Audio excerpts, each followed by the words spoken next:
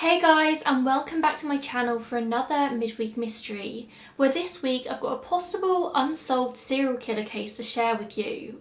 I say possible because this isn't like the Long Island serial killer or the West Mesa bone collector, in which we know there's definitely a serial killer on the loose, we just don't know who it is. This one is definitely more of a theory, but bear with me because I do think there's something to this. I've done a video similar to this in the past where I covered the potential smiley face killer, and a lot of this video is going to be speculation, just thinking out loud, because we actually know very few of the facts here and sources are pretty scarce here. But I'm definitely going to give it my best shot. Please do let me know if you like this style of video. These murders are sometimes known as the Mineral Washington murders due to the fact they took place in the remote community of Mineral in Washington in the USA. But most of the time they're referred to as the Tube Sock murders of 1985, and there are some really weird circumstances surrounding these deaths. I suppose the best place to start with this one is August 1985 with 27-year-old Stephen Harkins and his girlfriend, 42-year-old Ruth Cooper. They'd gone for a weekend camping trip to Tool Lake in Yelm, just south of Tacoma in Washington, and they took Stephen's dog along with them. Nobody noticed that they didn't return when they intended to until the Monday when they were both due at work at the vocational school where it seems that they'd actually met. It was very unlike the couple to just not turn up. They weren't the type to go off without telling friends or family where they were going. It was just very weird that they hadn't turned up to work. Nobody knew where they were until Wednesday the 14th of August, some hikers at Tool Lake came across a body.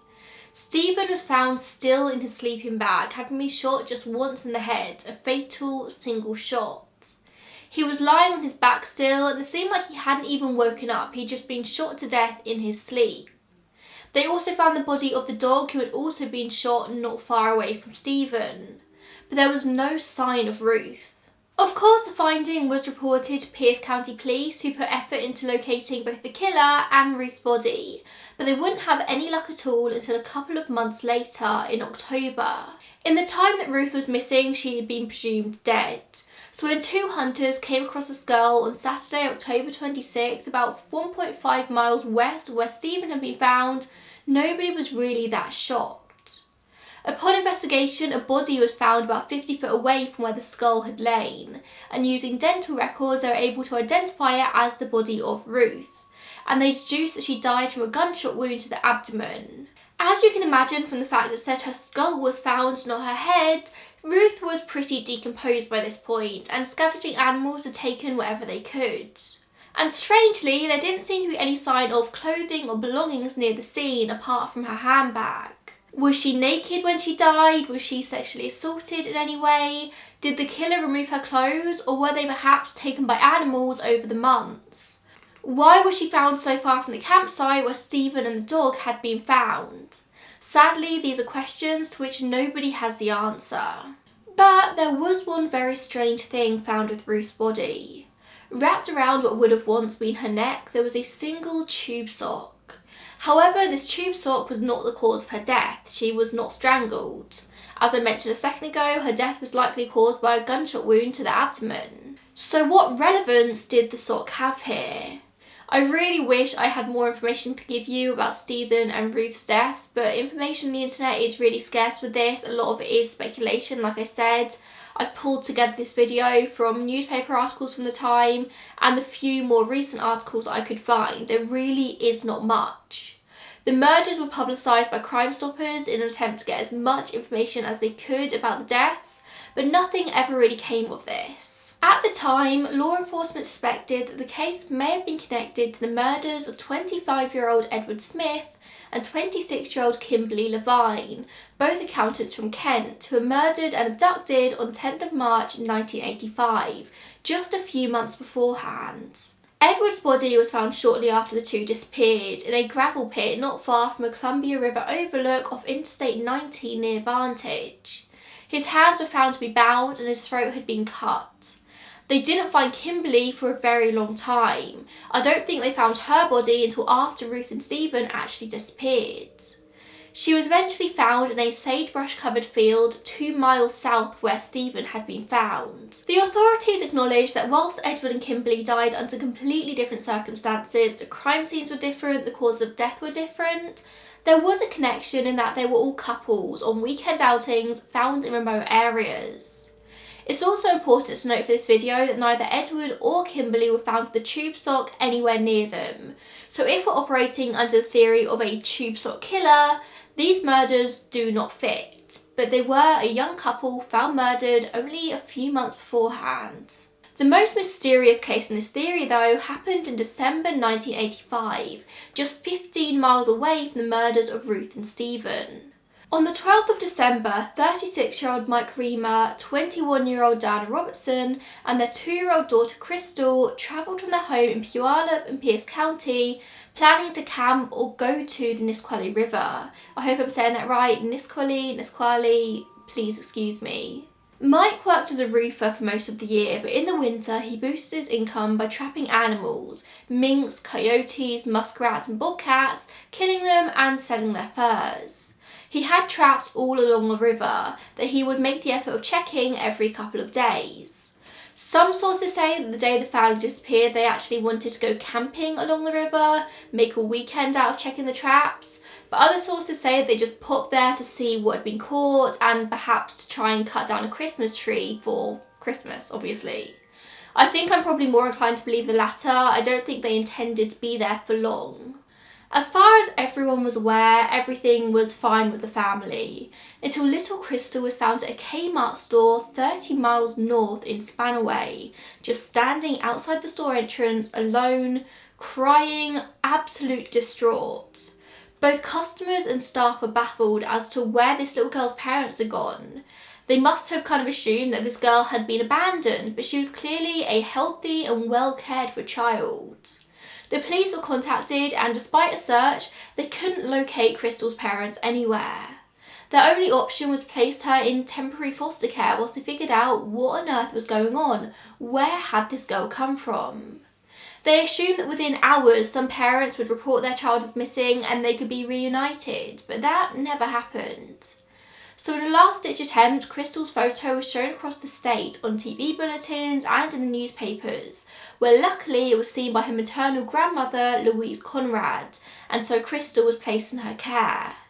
Louise later said, "As soon as she saw me, she put her arms out and said, 'Grandma,' and they put her down and she ran to me and have had her ever since." Thank God Louise saw the bulletin that day. Imagine if she hadn't. All Crystal could say about where her parents were was "Mummy is in the trees," which didn't really give the authority much in terms of leads, although it is very ominous. That's all we know that Crystal has said anyway in terms of what happened to her. She may well have said other things, but investigators have never released the details of this. But we don't have a clue how Crystal ended up at the Kmart, and we could probably assume that with this happening in 1985, there wasn't any CCTV outside the store that could be looked at for answers here. We're probably right to assume that whoever killed Mike and Diana didn't quite have it in them to kill a toddler as well, so they went to the effort of taking her to some place where they knew that she'd be found. Which is a risky move. Crystal could have been able to tell the police important information about the perpetrator. Was she bundled into the boot of a car, or was she sat in the passenger seat next to whoever this person was? Did she know the person who took her and therefore was happy to go with them? But then again, wouldn't she have told the police that?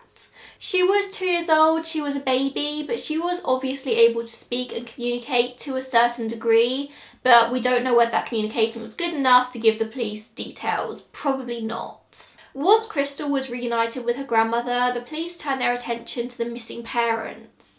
They searched on foot and by air, focusing their attention on finding Mike's pickup truck, a red 1982 Plymouth truck. And obviously they knew to search around the river area because they knew they went there a lot.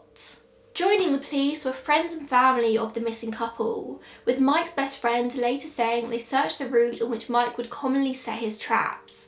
They searched for hours and yet they found nothing. You'd think it would be pretty easy to find this pickup truck, you'd think it would stand out in the woods, but it couldn't be found anywhere, and it wouldn't be for a really long time. It wasn't until the 18th of February 1986 that Diana's body would be found half buried in snow and discovered by a man walking his dog deep in the forest, near a logging route off of Route 7 in Mineral. Crystal was right when she said her mum was in the trees. Alongside Diana's body was the truck. She had been stabbed 17 times and a white tube sock was tied around her neck. As far as I could find, it was the stab wounds that killed her and not asphyxiation from the sock. On analysis of the truck, they found bloodstains on the front seat, but because it had been so long since the murder, they weren't really able to find anything out about this blood in analysis. All they could tell is that it was definitely human blood. They also found an envelope which they said was displayed prominently in the cab, on which "I love you, Diana" was written. By prominently, it seems like it might have been placed on the dashboard of the truck, but I can't tell you that for certain. Louise, Diana's mother, is certain that the handwriting was Mike's, although FBI analysis of it came back as being inconclusive. I mean, in my head it makes sense that it would have been Mike's writing. I would have just assumed that it was, but maybe it wasn't. Maybe this comes back to my thought that this could have been committed by somebody who knew the family. Of course though, this envelope could have really been given to Diana at literally any time in their relationship, and it may well have had no connection to the murders at all. Maybe it had been there for 3 months beforehand. Of course, this was the second murder in the same general area in however many months in which a tube sock is tied around a female victim's neck. That's instantly suspicious. In the episode of Unsolved Mysteries, which was aired about this case in the late 80s, season 6, episode 20, a detective on the case said, "At a later date, I asked to observe the sock which was used around the neck of Ruth Cooper. And when he dumped out on my desk in the evidence lab, the evidence technician let out a little whistle, because knowing nothing about the case, he could see that it was the same as the one I had brought with me from Diana Robertson." So of course the detectives are thinking, do they have a serial killer on their hands here? A serial killer who had a particular problem with couples and an affinity for tube socks. They considered a couple of different theories. The first one is the obvious, that an unknown serial killer had murdered both of the couples, and I suppose they probably waited for another one to happen as well. But that third murder never materialised, which kind of put it on a back burner. The second theory is a little bit more unexpected, that Mike Riemer was the serial killer. Now his body hadn't been found despite them bringing out bloodhounds to track him, and he had a long history of violence, particularly domestic violence. He would frequently beat Diana and actually got arrested for it in 1985, a couple of months before they died. It was the same cycle that's so familiar in domestic violence. Diana got beat down literally and figuratively. Mike would blame her for everything, she would leave him, but she'd always end up taking him back when he grovelled. Because of this history of violence, investigators came up with a theory in which Mike was the main suspect. It was kind of plucked out of nowhere, this theory, but they worked with it. They theorised that him and Diana had got into an argument in the woods that day and he murdered her in the spur of the moment. Panicked, he drove Crystal to a Kmart and dropped her off there, knowing he had to run and leave Washington. He then drove back to the scene, left a note in the truck in Pennant, and then escaped. This theory wasn't based on much, if anything at all. It was all just speculation. They also thought that Mike would have had the knowledge to survive in the woods for an extended period of time. He was a trapper and he knew the woods well. But if there was a serial killer in the area who had a penchant for tube socks, how did this murder, this theory, fit? Was Mike also responsible for the murder of Ruth as well? They also theorised that there could have been a tube sock involved in Kimberly's murder, but because she wasn't found for such a long time, for a few months after her death, there was a chance that the weather or an animal had displaced the sock at that scene. So they kind of operated under the assumption that Ruth, Kimberly and Diana may have all been found with tube socks, or may have all been murdered with tube socks. They really focused in on Mike Riemer as the main suspect in those early days, possibly because they had nothing else. Mike's father, Michael Sr., put out rewards to find his son, but there would be no answers for over 2 decades. And in that time, the accepted narrative of Diana's murder just became that it was committed by Mike and that he went on the run. But then on March 26, 2011, a partial human skull was discovered in a wooded area near Mineral. In the same thick underbrush had been searched multiple times in the original search back in the 80s. This skull was put through DNA testing and was later confirmed to be that of Mike Riemer. As you can imagine, this threw a huge spanner in the works with this investigation. If Mike was dead, who on earth had killed Diana? Investigators were back at square one nearly 30 years later. Of course, with only the skull being found, it was pretty impossible to determine the cause of death, but based on the condition of the skull, they were able to rule it out as being a gunshot wound to the head. Due to the age of the skull, they were able to say that they believed him to be a victim of homicide as well, likely at the same time as Diana. It was very unlikely that he killed her, unless we're looking at some sort of murder-suicide thing here, but there's no actual evidence that suggests that was the case.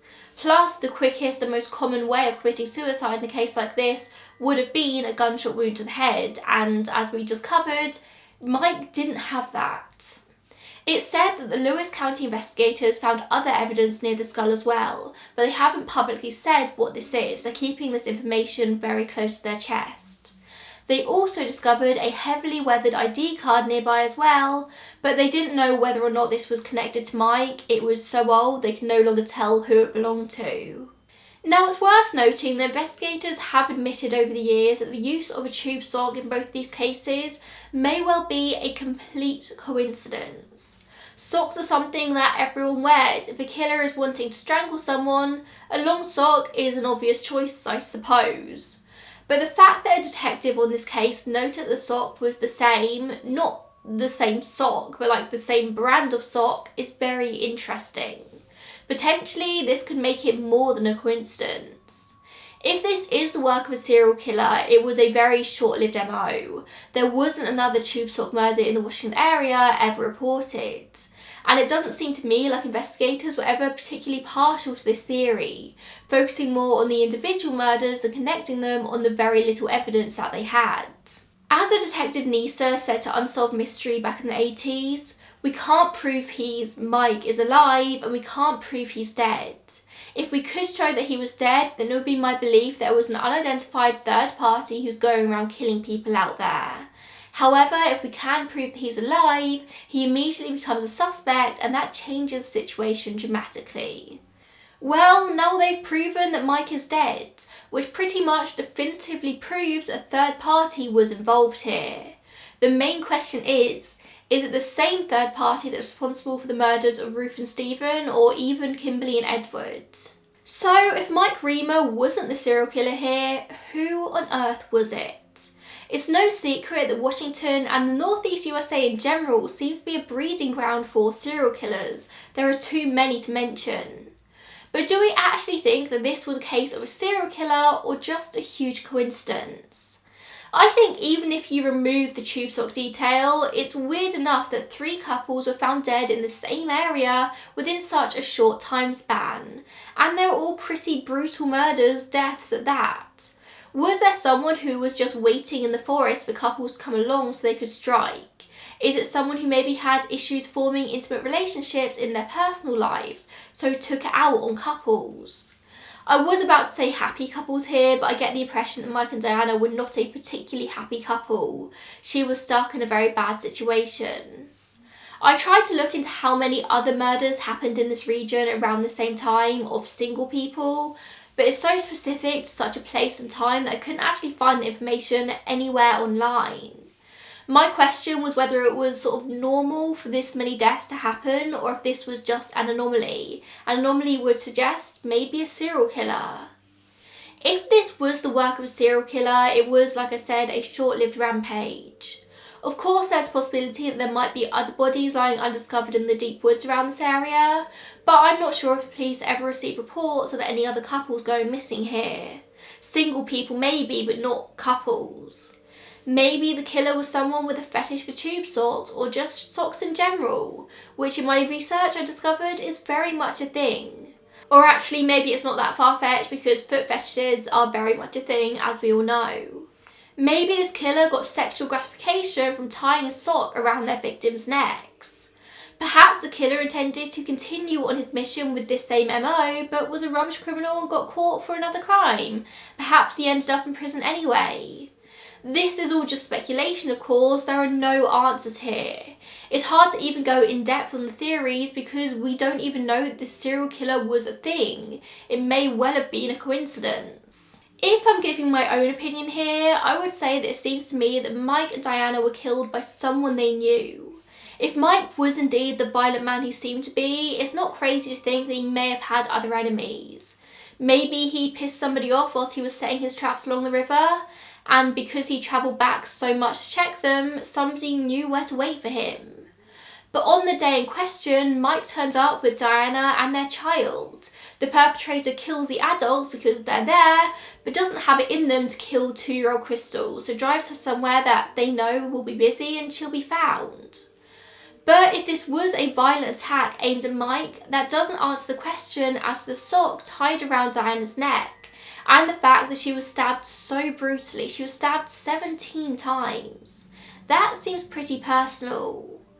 As far as has been made public, it doesn't seem that she was sexually assaulted, so that wasn't the motive here. But maybe whoever this was so angry at Mike that they killed Diana in front of him to make him pay.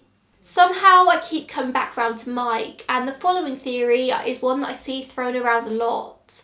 I think I referenced this earlier in the video, but obviously it was clear that he was a violent man. He'd been arrested for abusing Diana only months previously. Is there a chance they got into an argument in the woods that day and he ended up attacking Diana, killing her in a rage? But then he realised what he did. Coming up with a plan, he took Crystal somewhere he'd know her to be safe, and then returned to the scene to commit suicide. The quickest way to do this would be a gunshot wound to the head, as I said earlier, but as we all know, there was no sign of such a wound on the skull, and a gun hasn't been found near the scene. In fact, no murder weapon has ever been found near the scene, which does suggest a potential third party. But let's say for argument's sake that Mike stabbed Diana and then stabbed himself. That is a horrible way to commit suicide, but you would still expect to find a knife. But then again, in the years it took to find Mike's body, there's a chance it got moved by animals or buried. If his body had been found much earlier, we'd probably have much clearer answers as to that point. I found a lot of people speculating online that whoever killed Diana and Mike wanted to frame Mike and make him look guilty, perhaps even frame him for all of the murders over the previous months. But there's not much really to that. I think that links back to the envelope. They think somebody else wrote this envelope and put it in the truck to frame Mike, but that seems very loose. And then there's the murders of Ruth and Stephen. Why were they killed? I wish there was more available information about them and their stories, because we actually know very little about them personally. But in everything I read online, there's nothing to suggest that they had any big enemies or they were involved in anything criminal. They were just a normal couple going camping for the weekend with their dog. I'm much more inclined to say that their murder was a random attack, a lone person in the woods coming across them and deciding to kill, than somebody attacking them for something personal. The same thought process stands for the murders of Kimberly and Edward. That seems to be more random. Notably, the woman in each case was not found particularly near the body of the man they were with. The bodies were removed. Perhaps the killer would come across the couples, kill the man outright, and then walk the woman away from the scene before killing her as well. Obviously, this doesn't quite work with Diana and Mike though, because she was found next to the car and Mike was much more far removed. Whoever the perpetrator was in these cases, whether it was always the same person or different people, were fairly brave in their crimes. It's not an easy feat to attack and incapacitate 2 grown adults. This may have been an experienced killer, someone who was smart enough to change their MO after a couple of kills. Maybe this is a killer who travelled a lot with a different MO in each place they went to confuse the police and to ensure they were never connected. It's a long shot, but it's definitely not impossible. Serial killers can be very smart people as much as they can be very stupid people. This is where I suppose I should turn this case over to you guys. That's enough speculation from me. Investigators suspect that the cases may be related, although they can't confirm. And whilst I saw whispers of them having DNA from one or more of the crime scenes, I really can't confirm this to be true. It's just something I saw in some places online. Or there's a possibility that the police know a lot more than they've ever let on, which does happen quite a lot. Diana and Ruth were both stabbed and nearly decapitated, a tube sock used on both. That's all we know in terms of these cases being connected. So now to hear from you, what do you think? Do you think it's a coincidence or a serial killer who for some reason had a big issue with couples? But a serial killer who draws the line at killing children and was happy to risk potentially being seen dropping Crystal off at the Kmart and her being able to give details about him.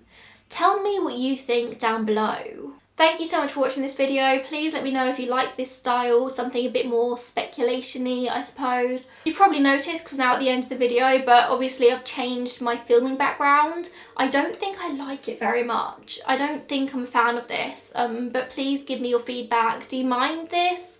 This is literally the only corner in my flat I have to film in. Our flat is pretty small, and as great as it is now to have an office space, this is the only corner in my office in which I can film videos because there's a big window on that wall.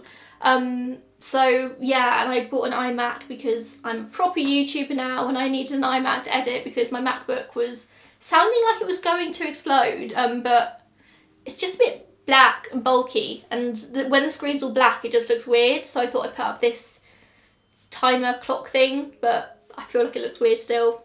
Constructive feedback is appreciated. I don't know, I'm working on it. I'm actually looking at upgrading all of my equipment in the next few months, so yes.